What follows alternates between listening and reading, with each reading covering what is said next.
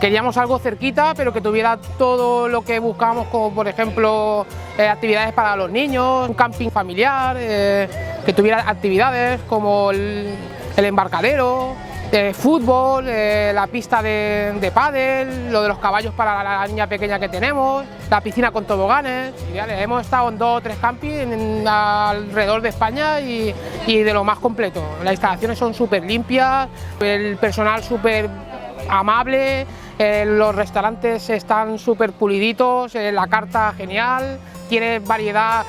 Si te quieres gastar más dinero o menos, se come súper bien, en general todo muy bien, muy bien, muy bien.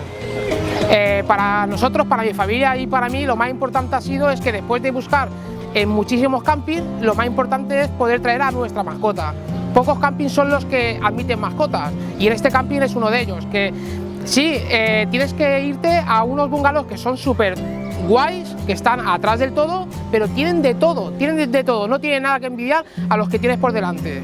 Y luego tienes un sitio para dejar a tu mascota de tal hora a tal hora y dejarla ahí por un simbólico precio. Está muy bien, muy bien.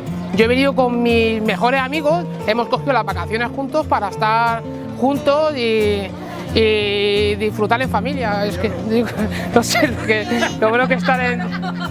Digo... Mayores, si quieres contárselo, ponte... Digo, no sé, ponte conmigo, tío.